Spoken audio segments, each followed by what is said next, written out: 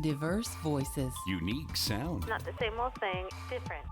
This is NOCO FM.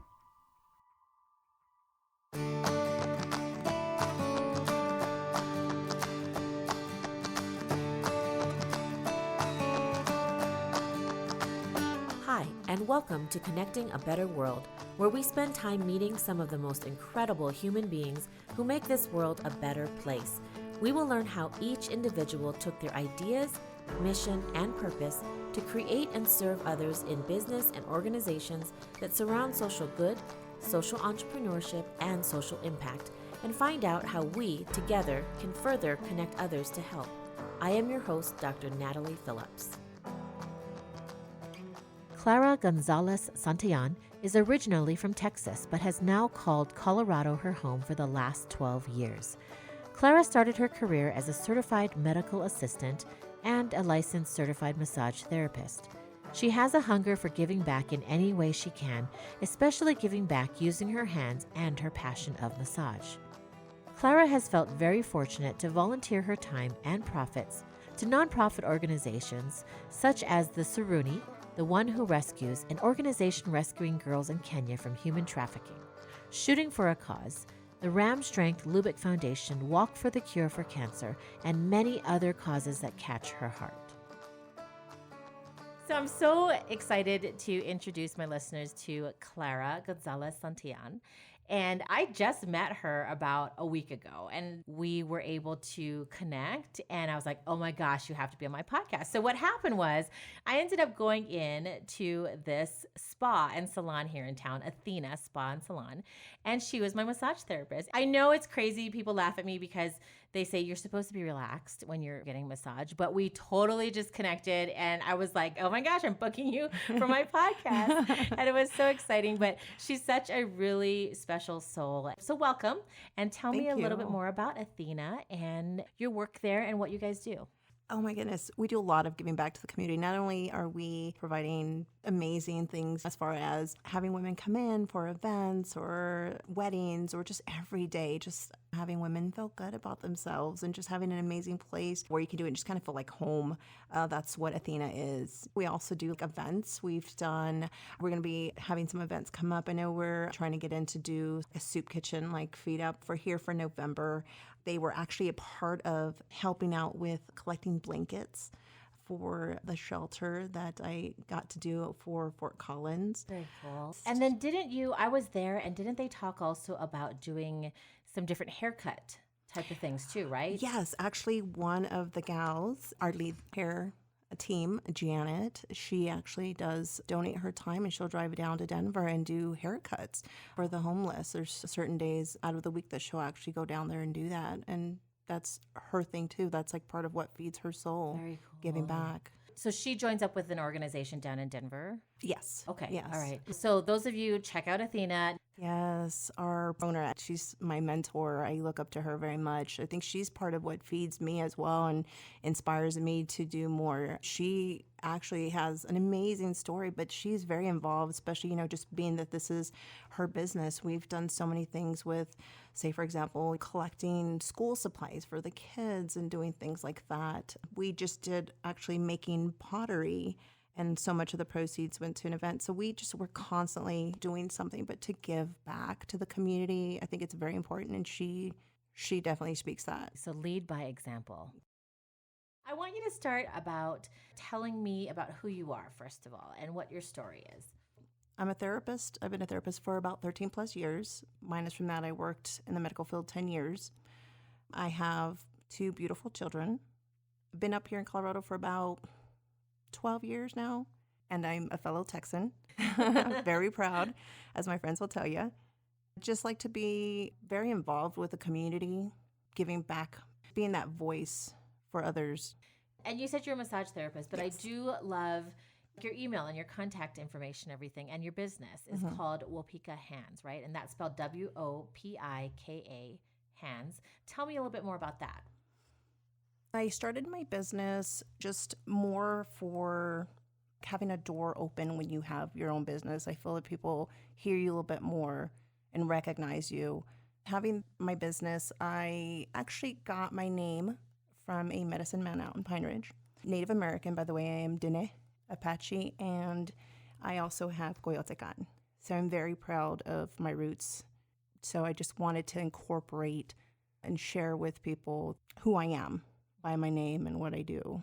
It is Lakota for gifted and talented hands. I love that. Yes. And so how many years have you had that business? 13 years. About a year out of school, I was just kind of getting my feet wet, so to speak, in the massage industry. I was a medical assistant and worked for multi-specialty physicians.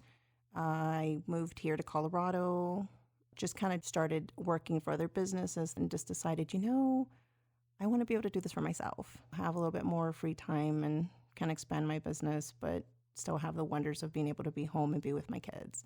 And I know with your business too, you're a massage therapist, but at the same time, you have this urge to give back to so many different things. What do you think made you have this interest in giving back? My dad was in the military. He retired in 92, so I've been a military brat all my life. And I have to say, through the gifts that my parents have blessed me with, the gift of caring and loving and thinking of others, not just myself, just saw them. They were my example. They put forth showing things that we should do as human beings just to help others. I remember my dad inviting young women and men from the military that were coming in, especially for the holidays, that didn't have a place to be. And so I remember just bringing them in, and we would make dinner and just enjoy laughs and music and things like that. So that kind of started that fuel for me, that want to give back. This small little act of kindness, what it would do for somebody else, especially for men and women that do so much already for us. Did you have other brothers and sisters as well? I do. I have an older brother. Okay. He's 2 years older than I am. It's myself, and I have 2 younger sisters. Oh, wow. Okay, so there's 4 of you. You took that away from your parents, and you kind of got to observe what they were doing. And my parents were the same way. We always had somebody in our house, I feel like, for some type of Thanksgiving or Christmas. We always found people to have in our house. Absolutely. And it sounds like that's what you took away from your parents. But what about your sisters and brothers? Can you say that they sort of picked that up at the same time as well? Absolutely. It's something that we get to share. My sister is married to a Marine. Sorry, I don't mean to get emotional. It's just, I'm very, very passionate when it comes to our men and women who are in the armed forces or just military period. We were out there 2 years ago for Thanksgiving and just decided that we would share that with them and just have family, since they were so far away in Mississippi and we were out here. So we decided to fly out and surprise them, and we got to make Thanksgiving dinner, and they invited fellow military women and men that were just directly in and didn't have the family. So it was just that kind of full circle. So it's a tradition that is still being kept. And are your parents still alive? Oh, absolutely. Okay. Absolutely. But were they there too, or was it just you and your family? It was fled just to me Mississippi? and my family, absolutely, yeah. The passion and the respect that we have for our men and women in the armed forces, it runs deep. Tell me a little more now about some of these amazing organizations, and we can take it one at a time. So I think the one that I want you to start with is the organization that is called either the Zebra Project or the Saruni, which I was just blown away with what they do. So tell me a little bit more about the Saruni, or the One Who Rescues, that project and organization, and because I feel like there's different facets of that. So go ahead and kind of talk to me a little bit more about how did you even find this project or organization, first of all, and then anything else that you can tell me about this organization, because I thought this was really, really neat to learn about. Like I had said before, I had been a therapist for some time, about 2006, and then decided that when I moved here, I wanted to do a more extensive massage, more like prenatal and specialty things. So I decided to go back to school, and I met this amazing guy named Andy Duncan. He actually was one of our instructors there. As students, this happened about 2011, he says, hey, I'm going to get you guys involved with the community. This was, I think, the second year that this was going on, and he brought us on a few students and got us going. So this was kind of that eye-opener to this thing that was going on. He said, we're going to do that. We spent all day just donating our time massaging all the athletes that were there for this volleyball tournament. I just thought, okay, this is a fluke. This is just something that was just kind of for fun. No, this just kept going on. And he just said, you know what? he reached out the following year, would you like to help? And I've been doing it ever since. So they just had this year, April, their 10th year. I've been involved with it for 9 years now. How does it get involved in a volleyball tournament? The volleyball is just kind of being held as an event. It's something that's really big out here, like skiing. It is like its own little community of people. It's really great. They have events going on all the time, but they decided that on this event that they were going to sponsor one of the girls that are rescued. And every year it's the same gal or someone new, but we rescue at least a girl for this event. So all the money and proceeds go for this organization, again, nonprofit. They actually even also collect gently used shoes for these girls who don't have shoes. Or I've seen a lot of photos. We have the girls walking around with some of our zebra volleyball shirts that they make and we sell. And again, proceeds all go to this event. We have also Gail and Mark, who are the founders who kind of just brought this on and said, okay, we want to help these young girls out. So the Saruni organization is started by this Gail and Mark Coleman. Yep, at about 25 years ago. And tell me a little bit more about what they do. These girls at a very young age basically are sold. Say, for example, if a father has a daughter and decides to marry her off to another man, for that marriage, he will then in return get land, animals, money, whatever it may be. And these girls are at a very young age. And I'm talking about a young daughter who could be 11, 12, who should be enjoying life, not worrying about being a wife, and whatever a wife entails. And that's just too young of an age for these young girls. These girls are then married off. These girls are taken. These men that they're married off to could have multiple wives. And you're looking at the physical, the mental, spiritual abuse that these young girls have to endure. And they're either raising other children or, being young mothers themselves. So it's something they decided that they wanted to go in and jump in and rescue these girls from there. So these young girls are then rescued. They're in this actual property that they're on and they're guarded. And this is in Kenya? This is Kenya, Africa. So of course, not only do they have fathers or family members trying to go in and take these girls back out, they're having to be guarded by gentlemen with arms just to protect them. And not only that, they're still wild animals. Right. So these girls are given shelter and they're taught and given education and also skill set so that they're out of that revolving door. They're able to make something for themselves and have a life outside of that mentality. And it's so incredible. Like, it's hard for me to even wrap my head around it because you think, first of all, what father would sell off their kid, Exactly. right? Which I get it because we see it and we know that it's out there. So it happens. And it's not necessarily even happening just in other countries. It could be happening in our own country too with the trafficking. And then my mind goes to what you walked me through with the girls as far as what they're sold off and the fathers that get the land or whatever it is that they need to possibly even survive. We've got to maybe think that they're victims too. It's possible that they're just trying to survive and provide for their family. And it's still hard for me to understand the culture of selling off a girl, a young child. But then my mind goes to how in the world did these two people, Mark and Gail, figure out, okay, this is enough. We're going to go rescue these girls. Like, how would they even track these girls down to be able to rescue them, to get them into a shelter, to set up the shelter, to get guards there that were not in on all of this either? It blows my mind trying to figure out all these different pieces to the puzzle. I'm not even too sure that you even know it either without talking to these two people. Yeah, actually, when I was asked to do this, and honestly, half the time I'm on a whim and I'm like, yes, I'll get asked, can you help out with this organization? This is the cause. I don't even give it a second thought. It's just like, yes, I'll do it. And I say that this is my baby because even though it's been going on 10 years, I've been involved with 9 and I'm very proud of it. And even if it is just helping one girl, that is one girl. Yep. And you don't have to know all the ins and outs either. Absolutely. It's exactly like what you said, that mindset of, you heard about something, you thought it was kind of a cool deal. It was already going, even on its second year. So you were able to jump in where you were needed. And for you, it was providing massages for athletes, right? Absolutely. So for my listeners, it's really cool because you don't have to start your own nonprofit. You don't have to know all the ins and outs of the organization. But if it's this feeling of, you know what? I seriously want to help. It was a whim, but really something touched your heart where you said, no, I'm not putting up with that either. And this is how I'm going to stand for it, is I'm actually going to put myself out there to help and support that organization. That's huge. So then we'll come over to the U.S. And how does it connect to this volleyball tournament? So there's a volleyball tournament that people pay to enter a team, and then do a percentage of those proceeds, or do all of the proceeds go towards this project? In honesty, I don't even think about that. It's just, okay, we had another successful year. I think when we first started, it was one gym.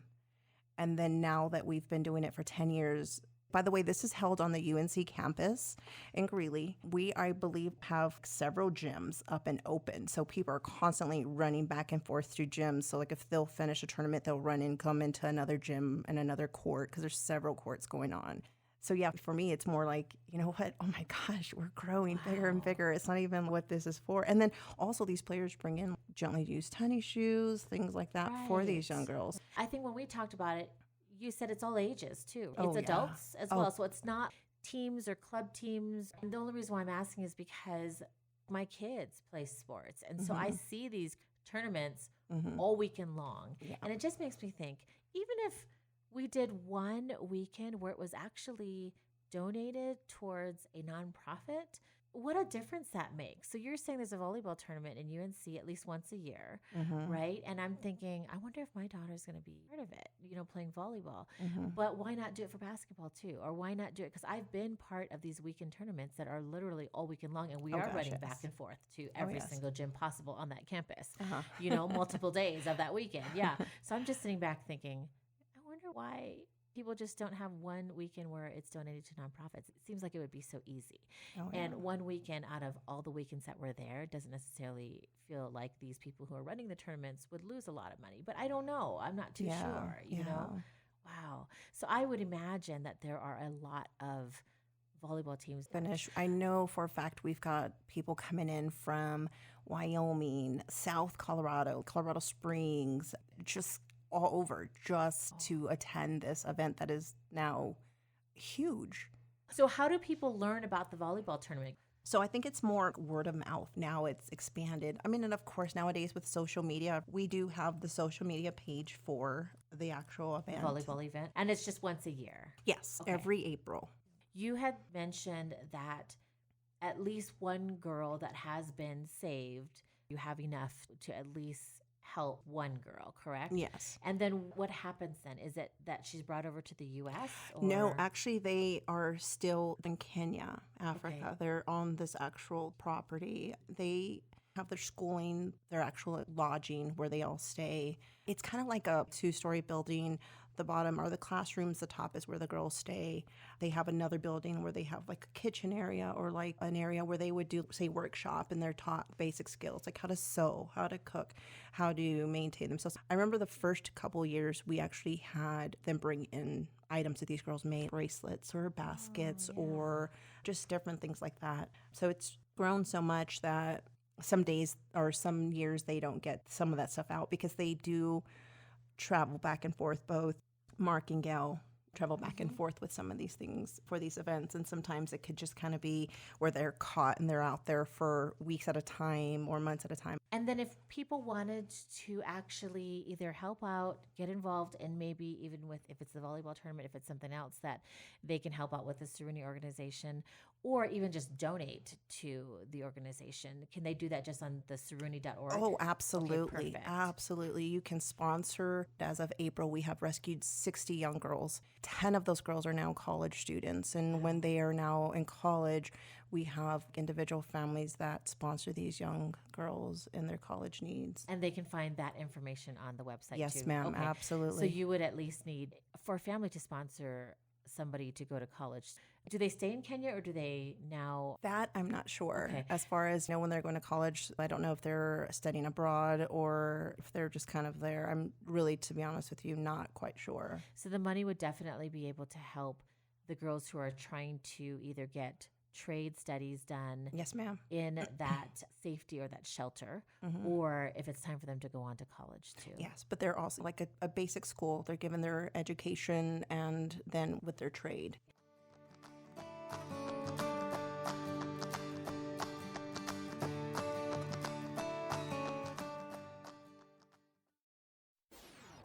Here's something you might not know. NoCo FM is also a podcast network, producing one-of-a-kind programming, like the show you're enjoying right now. We have talk shows, original comedy, music shows curated by real people, and a lot more. So if you like what you're hearing, make NoCo FM a part of your day and tell your friends. Remember, that's www.noco.fm.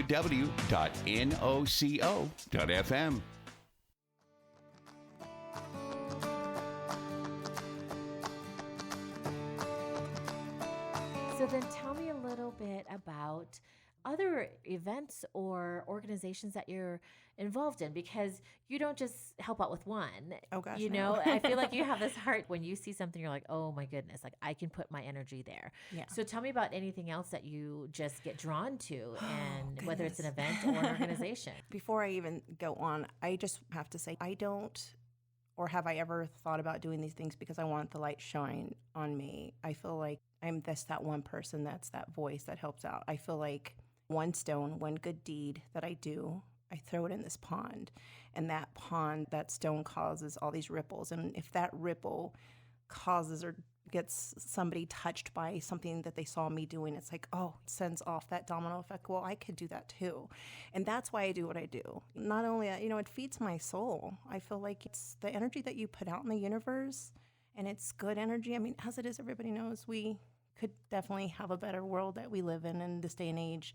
And the more kindness that somebody does for somebody else, it comes back. You never know when you're going to be in that situation. If you find yourself struggling, or you can have like the perfect job, and then just one day you know that you're getting laid off, and then you find yourself homeless. It's like you want somebody to say, you know what, I was there and I helped out when I could, and now I need help. And that kindness will find its way back to you. What do your kids feel? Because I'm sure that they see you doing that, right? You picked it up from your parents. I know that my kids see certain things. I can see that they are starting to have the heart to also give back as well.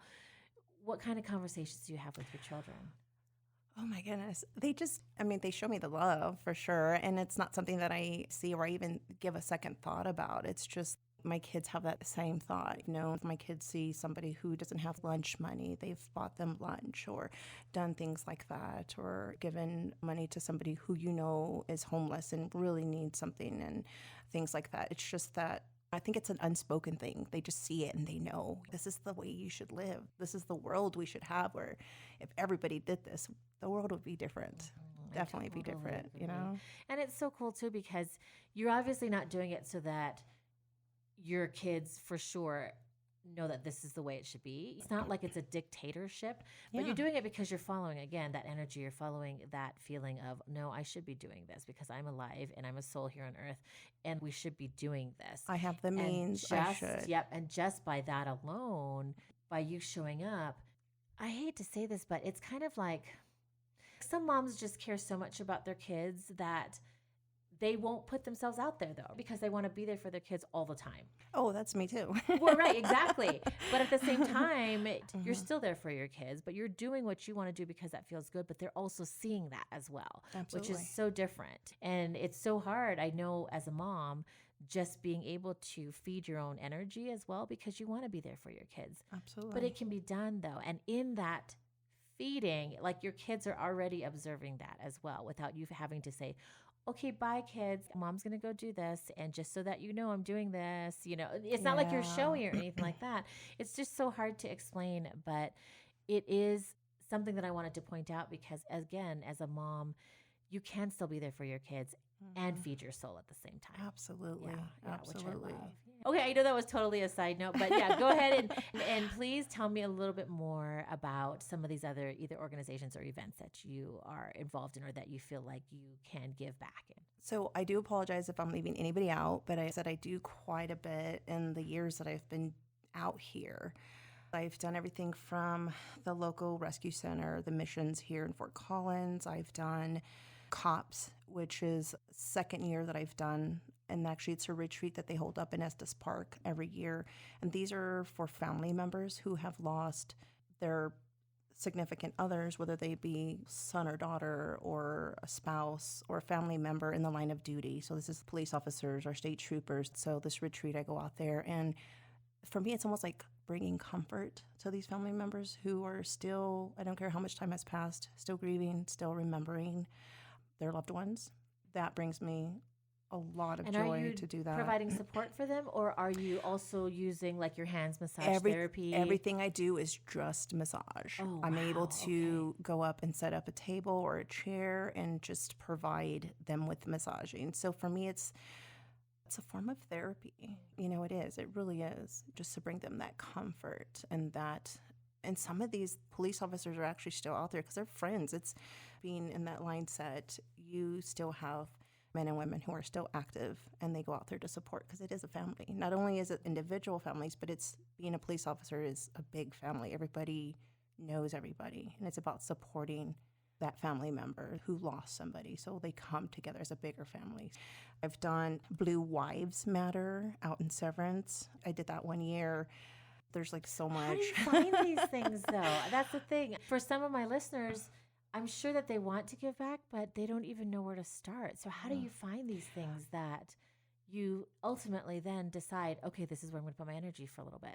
Actually, it's just people that know people. So how I found out about the cops, the Blue Wives Matter, I found out by a local friend/neighbor who also is a dispatcher for one of the police stations in Fort Collins, who said, hey, this event's going on. I know you like to give back. You're a therapist. How would you like doing this? And I'm like, yes. I don't even get all the details. And I'm like, yes, let's do it. Andy Duncan, again, who brought me involved with the zebra volleyball, also got me involved with the cops out in Estes Park, which they hold. Again, this is the second year that we've done it up at the YMCA up in Estes Park.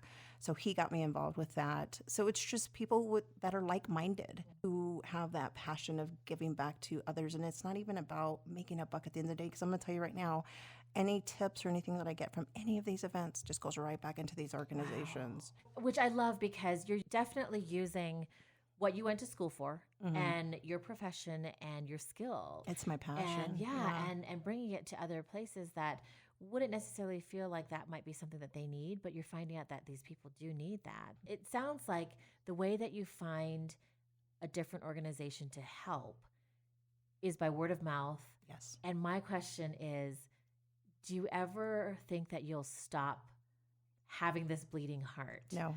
And the only reason why I'm asking is because I felt that. I felt like, okay, I was giving money here, giving money there. And it's like, I cannot go broke giving money to everybody. And so I've got to find a different way to give back, because I still want to give back. Absolutely. But there's this kind of thing where I don't want anybody to go broke over learning about these things and giving back to all these organizations. Some of the podcasts that I'm having, I don't want people to think, oh, I have to give here, I have to give there.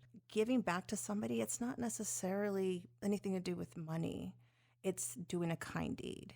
Even if it's donating your time at a local shelter, a soup kitchen, things like that. There's so many ways you can help, like the zebra volleyball. You can donate your time. If you're a ref and you know how to volleyball, you jump in and you can volunteer that time, or whatever it may be. I mean, there's so many things that you can do that doesn't cost anything. It's just your time. Yep. I absolutely agree. I know you always have that where you will be drawn to different things, and it might not have anything to do with the other thing either, but at least you know that you still have that energy and those resources, which for you are your time in your hands. Absolutely. Right? To give back and Absolutely. using especially what you're passionate at. Yes. That's so cool. Yes. Tell me about any other interesting stories that have become part of your journey in giving back. So I've had a few, but the one that actually honestly stands out the most is, I know it sounds kind of weird to others, but one day I woke up and just had the sensational urge to just collect blankets. I just felt like it was around this time of year. And I said, I feel like I need to collect blankets. I don't know why. I don't know how. I then decided, okay, who would need blankets? Okay, a local shelter. I literally got up that morning, went through Google and said, okay, local shelter, brought up the rescue mission in Fort Collins, decided to call and left a message for the woman, Heather, in charge, and said, look, I don't know how, I don't know why, but I just feel like I need to collect blankets. Can you tell me, do you guys need blankets? Do they need to be gently used, brand new? Like, what is your protocol? Can you give me a call back? Well, that was first thing in the morning. I got a call back about the afternoon, and she says, it's funny. I came into the office, into the shelter. She says, I was told right as I went into the door, we are low on blankets. We need to get blankets some way or another. So she says, okay. She goes straight to her desk, starts going through her emails and her voicemails.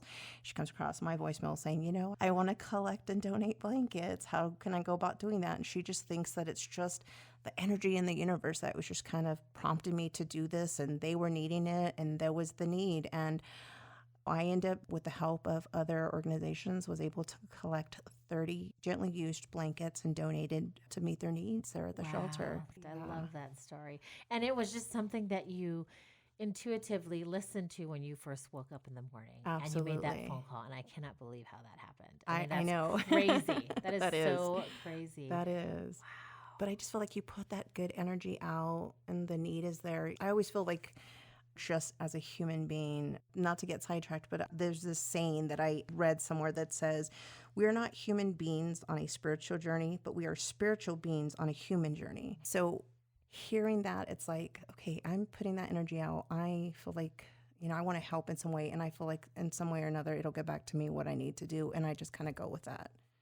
Wow. Yeah. That's really neat. From your experience and just throughout your lifetime, what's one piece of advice that you can share with our listeners on just for them to make the world better? I feel like people that listen to this show, a lot of times something that stops them short is because they just don't know where to start. You see something, you're like, oh, that's cool. I'm doing that. Yeah. Not everybody thinks like that too, right? I was not always this person, though. You weren't? No. Really? I was very shy, very to myself, very timid. And then I just, over the years, and then coming across with the right people who just kind of tapped on my show and says, hey, you need to come out. I see you peaking. And I'm not the woman I was 10 years ago. I've just felt like I've just kind of exploded out of that. As Andy Duncan would say, think outside the box, explode that box, be who you are, and don't let things stop you. Don't let people stop you. Be who you are.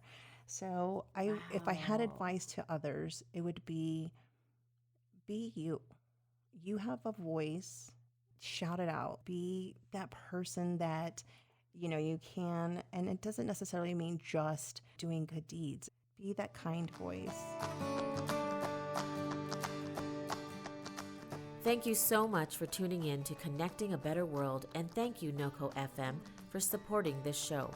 If you haven't heard, NOCO FM is dedicated to bring diverse voices and spotlighting a unique culture to Fort Collins and beyond. For more information, please visit www.noco.fm.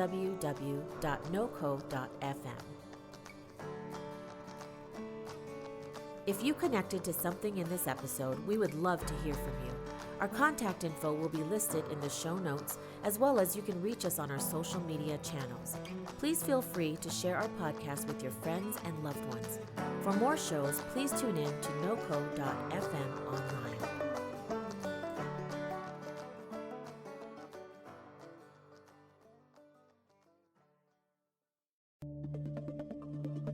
This has been a production of NOCO FM.